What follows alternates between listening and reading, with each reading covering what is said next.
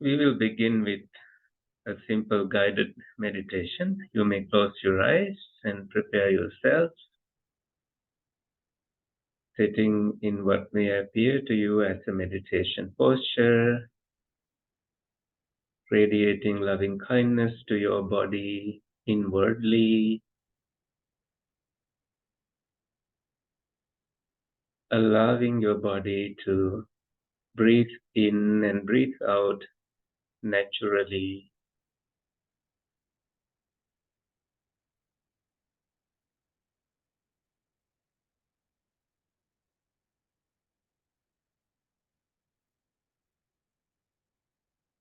And quickly scanning your body from the top of your head down to the soles of your feet.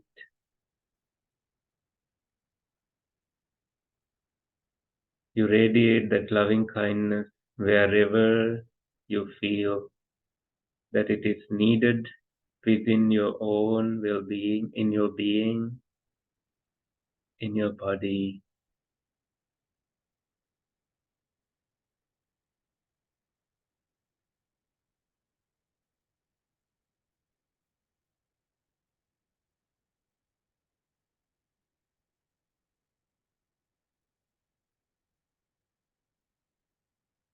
And begin breathing in and breathing out, applying mindfulness to each and every breath.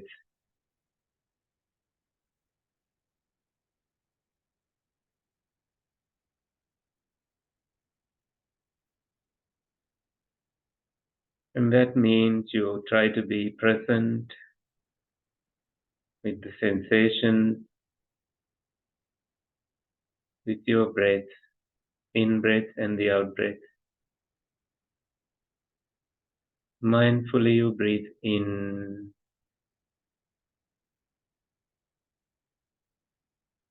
mindfully you breathe out.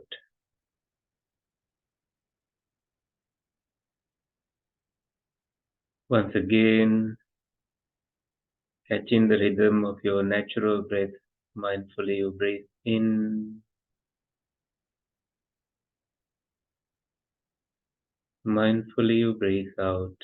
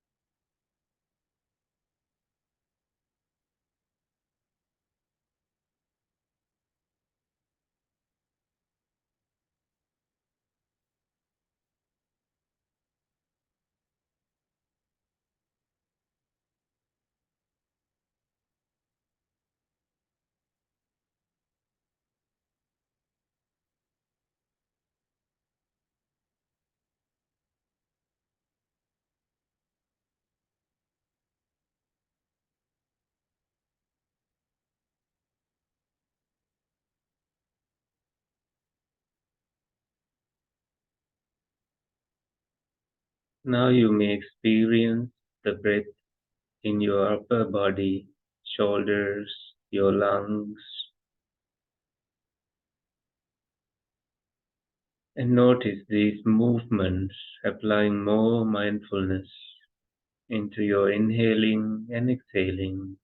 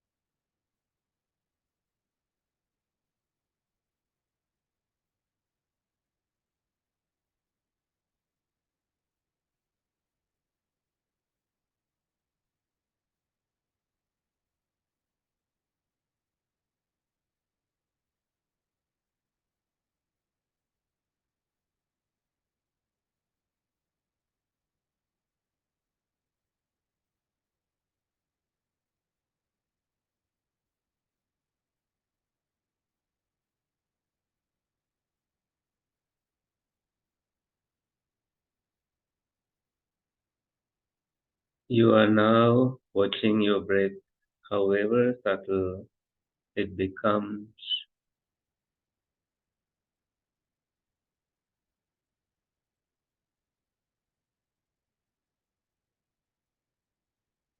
allowing the weight of your body to spread evenly, bringing up tranquility, calmness, more and more peace.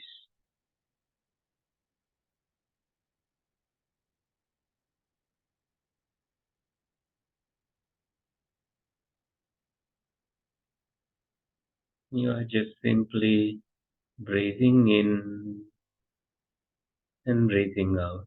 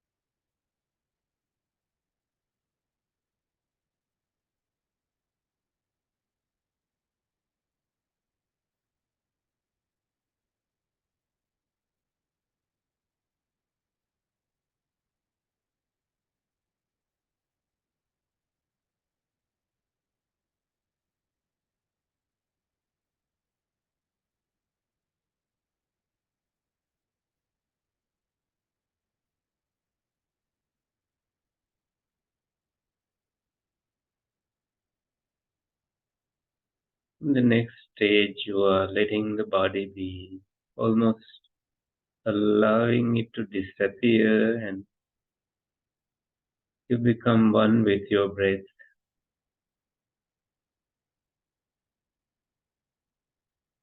noticing that this lightness that you feel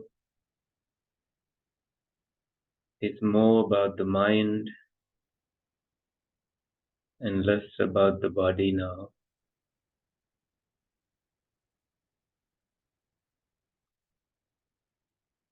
So you may feel gladness,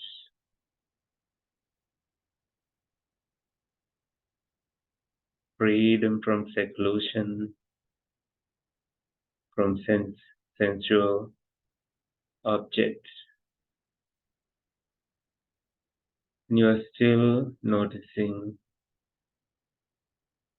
your in breath and out breath as they happen.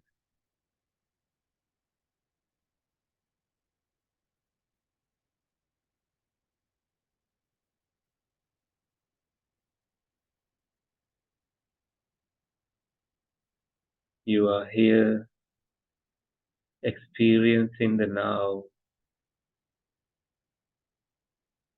as you stay present with your breath silently.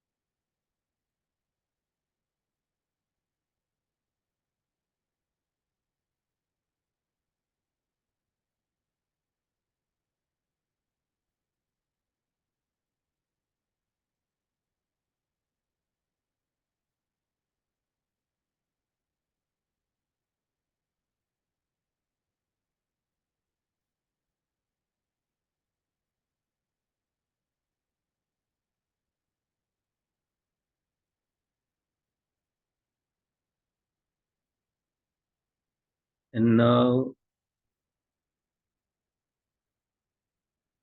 observing that the space is infinite,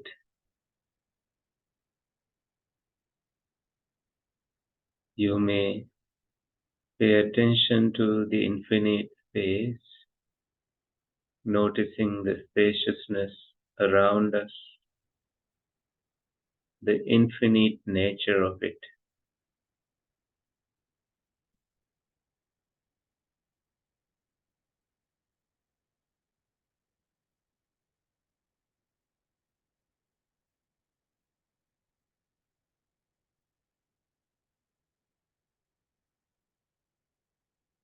By letting go and dropping the weight of anything that is not the space.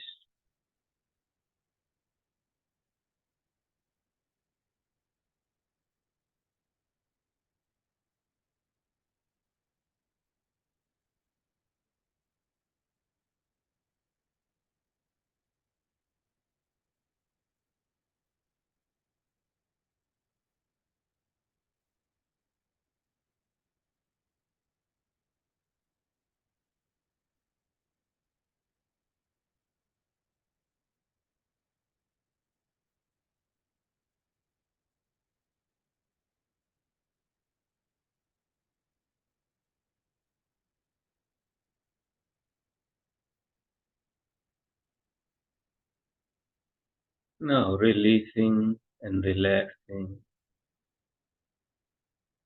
any tension, any tightness anywhere in your body that may randomly arise.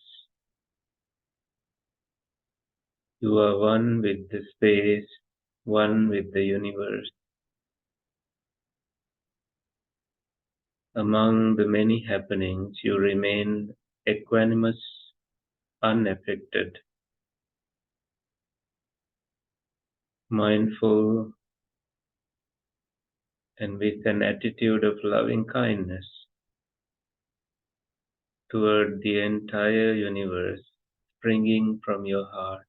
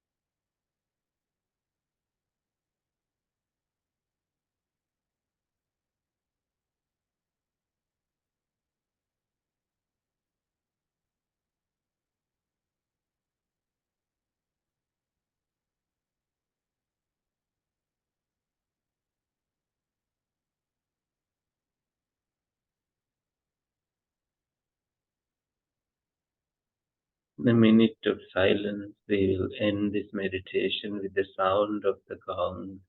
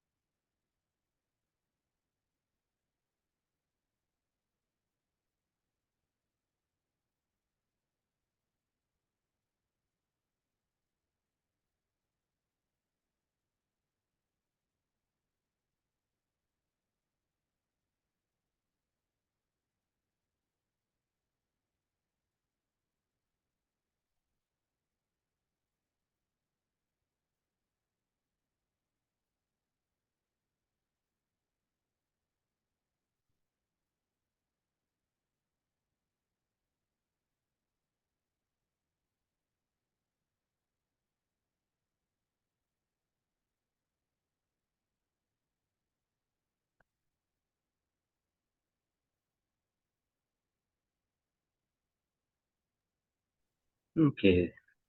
Okay. We had a Thank you. good meditation.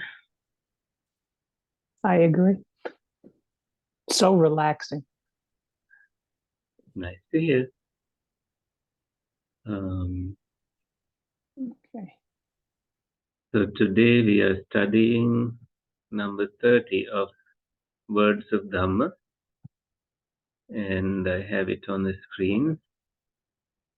And the Pali goes as Appamadena Maghava Devanam Siddhatam Gato Appamadang Pasang Santi Pamado Garahito Sada.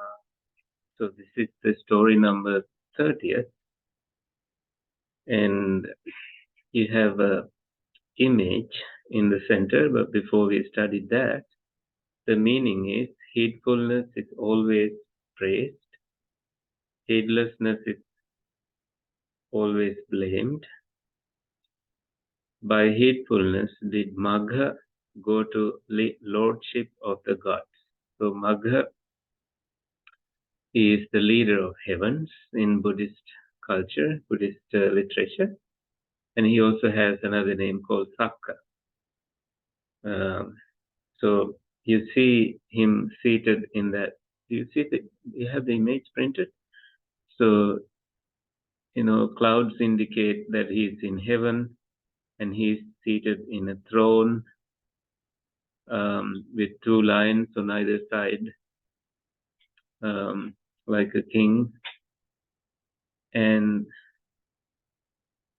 there's on the left, top left of the image, you see a bunch of people just chatting and heedless. And in the center, this Magha, when he was a human being, he was he's building a road with a bullock cart. And that is a good deed he did, while those three men were not doing anything useful. So, and by doing these good deeds, he became the leader of heavens. So we go to the story of him. Let's read it together.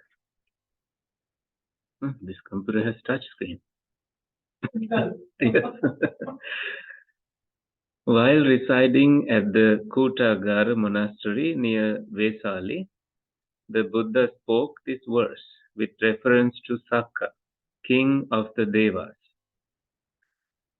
A Lichavi prince named Mahali, who lived at Vesali, hearing the Buddha recite the Suttanta entitled, Suttanta means a discourse, entitled Sakka's question, thought to himself, the Supremely Enlightened One has described the great glory of Sakka. Has the Buddha seen him, or has he not seen him? Is the Buddha acquainted with Sakka, or is he not acquainted with Sakka? I will ask these questions from the Buddha. So the Lichavi prince, Mahali, drew near to where the Exalted One was. And having drawn near, maybe they had bullock carts, saluted the Exalted One, and sat down on one side. Having sat down on one side, the Lichavi prince Mahali spoke thus to the Exalted One. Venerable, has the Exalted One seen Sakka, King of Gods? Yes, Mahali, I have indeed seen Sakka, King of Gods. Venerable, it must certainly have been a counterfeit of Sakka, for, Venerable, it is difficult matter to see Sakka, King of Gods. Nevertheless, Mahali, I know Sakka. I know what qualities made him Sakka. I know by the cultivation of what qualities Sakka attained Sakkaship. Mahali, in a previous state of existence, Sakka, king of gods, was a human being, a prince named Magha. Therefore, he is called Maghava. Mahali, in a previous state of existence, Sakka, king of gods, was a human being who, in a previous state of existence, gave gifts. Therefore, he is called Purindada. Dada has a sense of giving. So previously a giver, maybe that sense. If we try to take the literal meaning of that name. Mahali, in a previous state of existence, Sakka, king of gods, was a human being who gave alms assiduously. Therefore, he is called Sakka. Mahali, in a previous state of existence, Sakka, king of gods, was a human being who gave a dwelling place. Therefore, is he called Vasava, a dwelling place giver. Mahali, in a previous state of existence, Sakka, king of gods, was a human being who could think of as many as 1,000 things in an instant. Nowadays, this person will be called an ADHD person, thinking 20 things at the same time. Therefore, is he called Sahasaka.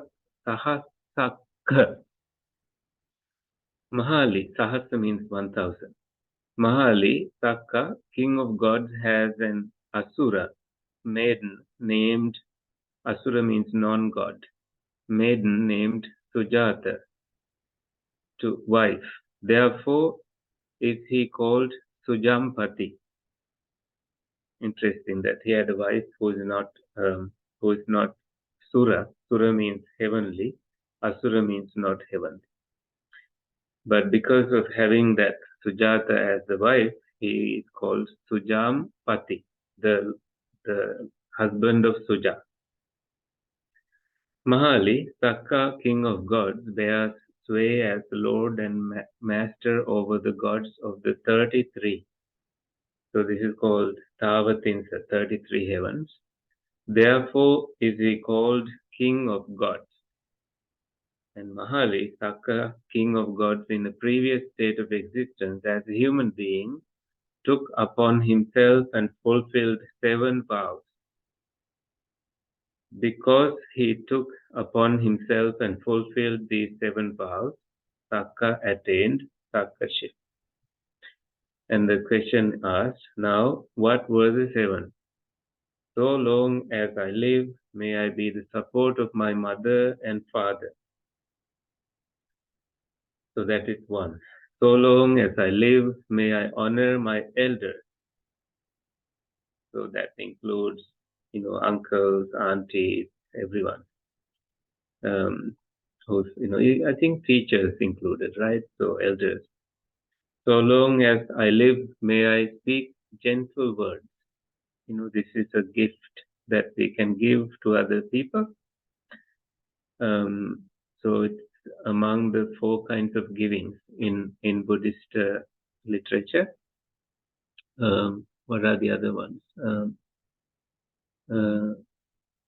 Actual giving, so giving of food or anything, and gentle words, giving gentle words that gives peace to someone, that gives comfort, and that as a gift, which is very hard in a world of chaos and conflicts happening in our minds, but we try our best. And we, forgive ourselves when we see that we are not doing that, and then we try to come back to that inherent good nature. And good conduct is the 4th giving. That means you try to be virtuous in your behavior, and also samanatata, equal treatment to if you have, say, 3 children, there is no favorite child, for example. So you try to be not biased, right? So you try to be. That, I think that is comforting. to everyone. Maybe that is why they are gifts that we are giving. So, gentle words. So long as I live, may I never give way to backbiting. Yeah, I think it's self-explanatory, right? So long as I live, may I live the life of a householder with heart free from taint of avarice. That's the word for anger, I think. Yeah. A generous in renunciation of what is mine, and with open hand, delighting in liberality, attentive to petitions, delighting in the distribution of alms. I never understood what petitions here means. Can you guess? Hmm. Request or Maybe, oh yes, like if or someone's name. yes, someone is, someone is coming to your house asking for food and you give it. So long as I live, may I speak the truth. Oh, such a liberating aspect for, a human. So long as I live, may I be free from anger. Yes, in the previous discussion, we studied that he, if he had anger, he will quickly overcome it, and he will not say that I am this, I am that, and all that to prove his anger, but he, as a Sakka, tried to be free from anger, which is a wonderful quality. Should anger spring up with, see, it's here too. Should anger spring up within me, may I quickly suppress it. So that quality. Some people take it forever, and that their blood is, affected by it, and the skin is affected by it, and everything is suffer, sort of in a state of suffering. Mahali, Sakka king of gods, Sakka king of gods, they need a comma there, in a previous state of existence, took upon himself and fulfilled these 7 vows. This is really some different style of English that we are reading here. Because he took upon himself and fulfilled these 7 vows, Sakka attained Sakkaship. The Buddha said that in a previous birth, Sakka was born as Magga. During that birth, with 30 companions, he built roads and resting places for the benefit of the masses. His unflagging effort brought him into the exalted position of King of Gods. And the Buddha recited this stanza. So the Pali is here. So appamadena, the second word is through mindfulness. Pamada is sort of like delaying things without practicing. Appamada is, not putting practice, not procrastinating on practice, but coming and sitting and trying to keep, like when in Toronto, I told children that you need a cat. That means, C stands for consistency, like consistent in their breakfast, consistent in their sleep patterns, consistent in their homework, and so on. And A stands for acceptance, accepting things that you can change, so you don't worry over those things. And T means talent. So using the talent and sharpening these talents, not letting them be wasted in your life. That you have those talents and you just need to sharpen them, place yourself in the right community, among the right friends, so they also see these talents in you. And sometimes the school children need to hear that they choose friends out of fear and and that doesn't go well.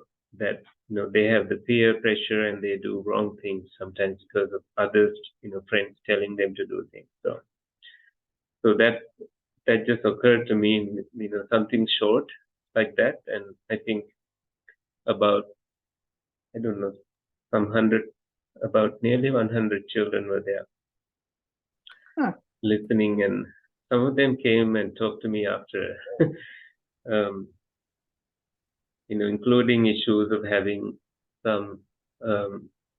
This one student has a problem of concern of the body, so lost focus on her study. She has this what I think some club that she likes to go, and she's conscious about her experience. And another student, conscious about her.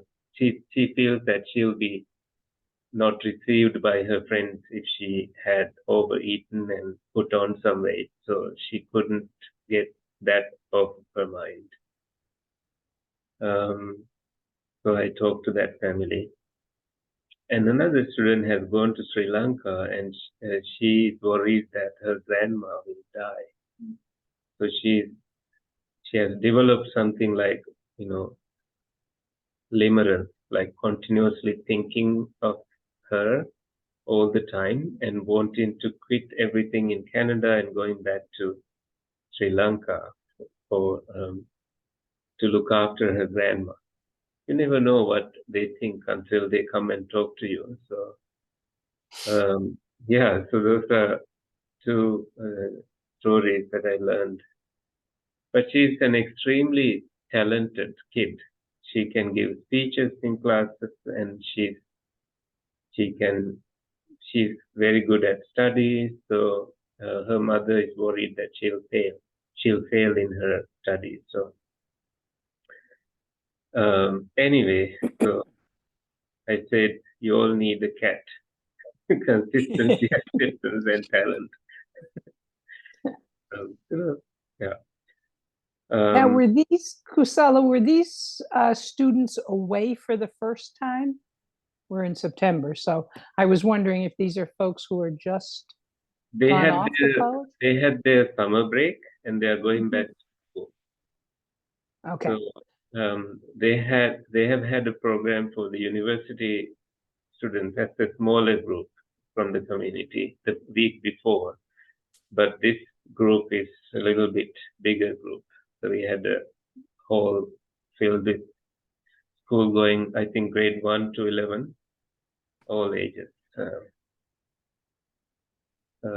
There. And do you pick the verses based on anything in particular, either things people have asked for, or do you have a syllabus, for lack of another term, meaning, that you just have something you do over 10 weeks or something like that? I was just curious.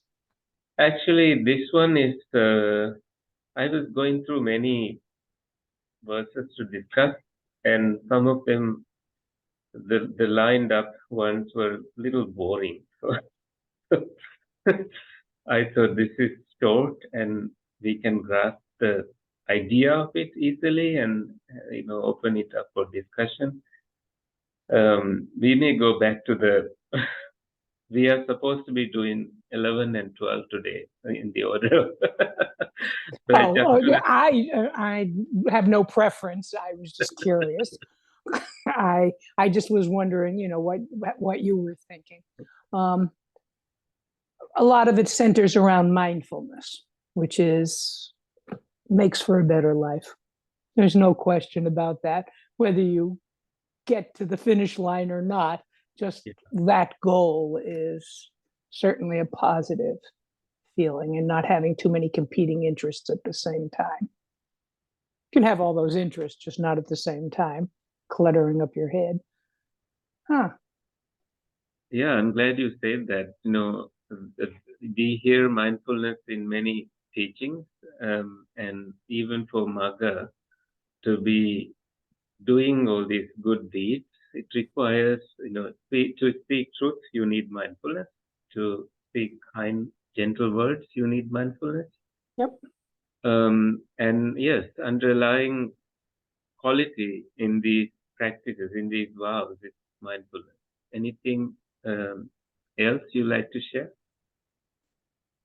No, I've just been interested in that whole and exploring the mindfulness, which I am familiar with before I came to you, but really is about how you have a gentler life. True. And some days are better than others, and some things are more challenging than others. But really, the whole thing about exploring what you're actually in so that you don't have to always be wishing after the fact. I know that some folks have often said they just are not comfortable to say something or to think something, but then it usually turns out to be a mess anyway. Or at least I kind of understand that for myself, that if I see something that I either need to talk to somebody about, or I see something that isn't my favorite thing, or I'm not excellent at, that coming to terms with that and trying to move forward towards your goal makes it a lot easier to ever get there. Oh, in a perfect world, but I think without the goals, it doesn't work at all. For me, anyway. Yes, sometimes even when you remain silent, that can be an angry reaction in somebody else's mind. So we can't really. So often you are, a person is angry. They just have either don't trust themselves to say whatever needs to be said, or are not comfortable to do it. Yes. But it's written all over. I mean, it's written all over all our faces. That's the kind of the tricky part about those kinds of things, isn't it? Yes, there's this fine balance between understanding, maybe giving the time that that person needs, and not thinking that it is because of you or it's because of me that that person is, angry. Maybe that they are actually going through something in their life. Which is often the case, I think, for people. Yes, you're right. And the quality of, like I like to bring up this example from my own mother. Recently, she was upset with my brother-in-law. They don't speak English, so they will not be listening to this. Okay, then. Unless somebody translates it for them. So she was upset over something that my brother-in-law said, and I had to ask her, today is the full moon day. Are you not going to the temple? Has he not done anything good for you? Nope, not a thing. I didn't know. And then after listening to me for 20 minutes, she's like, I cook for him. Can he be? So she can't get the message that I was trying to give her. And I know at the back of my mind, the Buddha has said something like, the best gift you can give to your parents is the gift of realization of how to look at things, how to look at your own experiences with the perspective of Dhamma, these things that we try to learn. No, she was not willing to Not buying that day. She's like, I am your mother. Well, that answers it. Right. In any language. That answers it. She was very. It's in a way like, my brother-in-law has been doing this project at her house, and if I say anything to him, I was fearing that the project will stop. And she didn't see that part. And this. Well, she fed him.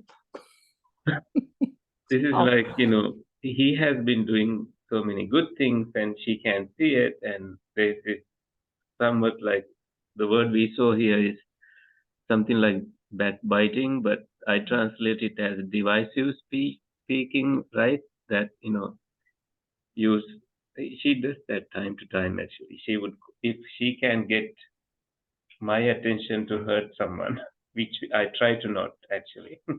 She would either call my brother, she would call my father, and she will say so and so person said this, and he should be warned about it.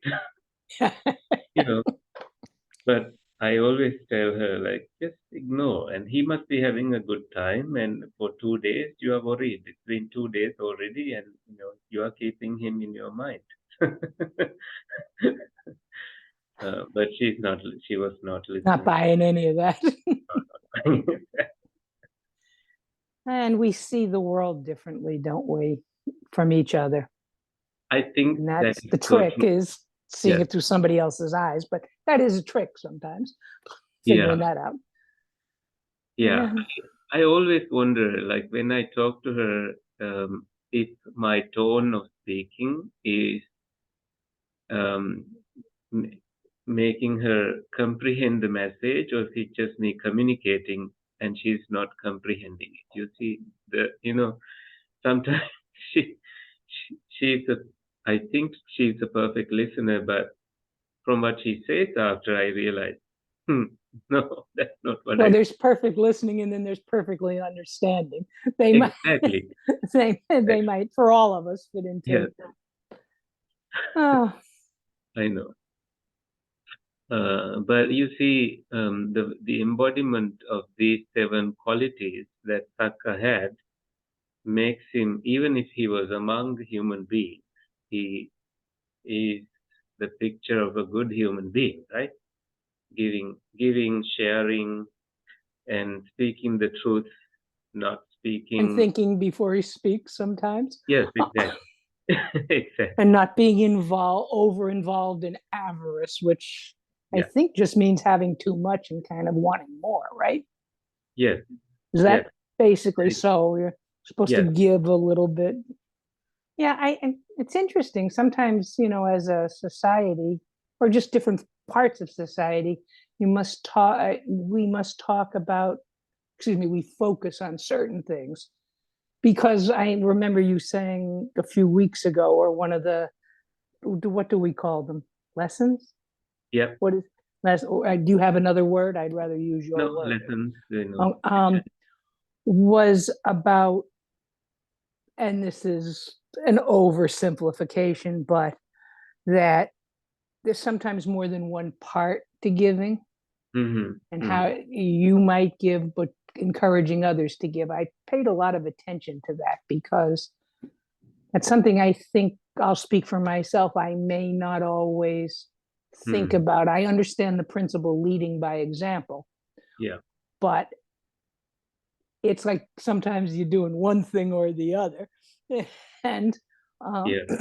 and there was a way to join them. That's what I came away with from some of that, is it really Yeah. takes two parts. Yeah. That includes volunteering and encouraging others to come and volunteer. I know what you're saying, that sometimes we give and we don't. It's like your left hand gives and you don't want your right hand to know that you gave. It's like you don't talk about it, right? Because it may be seen as, But uh, some of it is obvious, you know what I mean? yeah, If you're doing something, and in the course of conversation, but really you double the givers, so to speak, yeah, if you are leading at the same time. Because sometimes I think, at least for me, I would think, well, if people are seeing other people doing good works, that they will walk away with a template, for lack of another term, about mhm. how you could do that if you've been wondering how to do that. But there might be more to that. I thought about that afterwards. There might be a little bit more to how you engage people without going too far and telling them, you need to give, and you need to give in this way, because I don't think people like I that don't very much. so. I mean, I'm sure yeah, we can talk about doing something, but not implying that they should also go to that person and that place and do this. There's very fine line between you actually intending to give without expecting anything, and also not boasting about it that you gave. Um, Ah, yes, taking out an ad in the newspaper that you're giving, announcing I'm giving today. Right. Huh. Yes, exactly. Nowadays, people post everything like pictures and I don't know. I don't have any social media, so I only know what young people tell me about that business. yes, well, um, TikTok huh. world. Now, the concept of alms Mm-hmm. is something that I associate with Buddhism. Mm-hmm. But could you just give me a little bit of a more of an understanding about um, how that works? Meaning, Here it is actually when hundreds of monks enter a village now in the mhm, Buddha at the time of the Buddha, and they don't have any money to buy anything, and they just go begging. And if people in that village did not offer any meal, especially before the noonday meal, then those they monks wouldn't eat. they won't eat until the next day, and that feelings of hunger will bother them in their evening part of the afternoon's part of the day. It's not much like today when things can be arranged. You know, but those days they didn't even have a place to stay overnight. So they didn't. They only find a place to stay after finishing the morning alms round. Okay, now can I ask about the expression begging? Because this is a struggle Yeah. in the secular world around homelessness. That people, it's when people don't have, like you just described, these monks don't have, and Hmm. they're not from around there, and they don't have any money, and they provide other functions. Yes. And um, moving away from the concept of begging and more into the concept of giving Hmm. might be a good plan, but for societies in general. Now, do you find that that's the case for the monks, or are people resentful as if they think you should be working? I don't mean you personally. Well, yes, we will discuss that. One of those stories in a future Good. Okay, when the I'm Buddha had curious about that. really visit this place when there was a huge ceremony. There was a harvesting ceremony, and the main farmer was upset that the Buddha came and said, you should be doing what we are doing. You should not be, It's not coming my job. here. I'm not the farmer. But And what I the say, Buddha did there was, in a very clever way, saying, I do harvest, but these are my tools. I use mindfulness, effort. that was a Um, good. I like that. Well, yeah, it's true. I mean, it's true. It's just yes, how you framed it was kind of it, or a person framed it yeah, was, huh? Okay, well, I've learned a yeah, lot today. Thank you. right. And ultimately, that person was tamed and became a disciple of the Buddha, and he offered a meal to the Buddha, and the Buddha refused it. And Okay that's then. showing that, I did not come here for food. I have I will be on my arms round. I have time for it. But, you can throw it away, um, or do whatever you wish. And there was a little miracle when because there was nobody else worthy of receiving that meal that day other than the Buddha. So when it was thrown away, that it made the water made you know, some sounds that was unusual, and people noticed that. Hmm. Uh, the sound is like chit. In Pali, it goes as chit chit chit chit chitayati chit chitayati. That tara, tara, tara.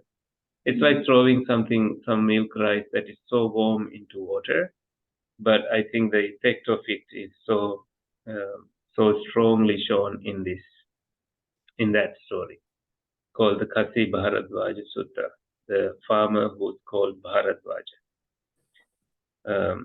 But we will bring that up and discuss Hmm. that while we are, talking about it. Interesting. thank you. And many stories of giving is shown in these, especially giving when in a famine, famine, famine situation. Monks don't have any way, they don't store any grains or anything, so people are, and people somehow they offer what they have without eating.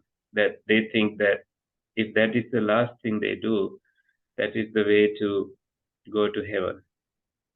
People have that much, like in Sri Lankan context, Thai context, and Burmese context. You will see in the morning when monks go on alms round, people line up and offer alms to monks because they believe that that is an opportunity for them to,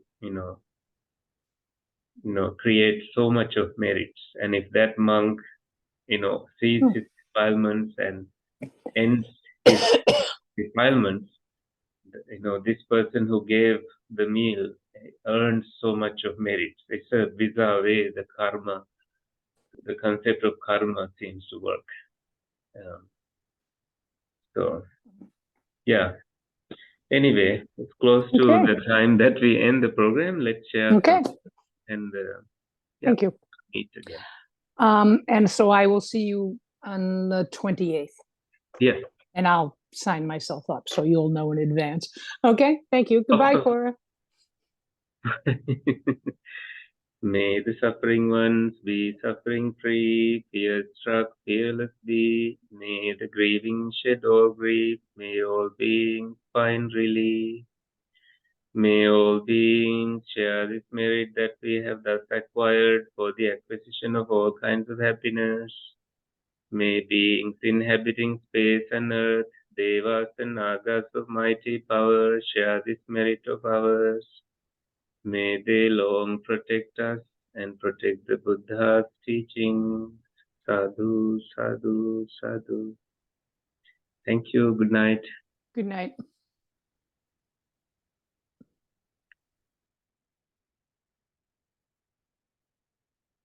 Okay.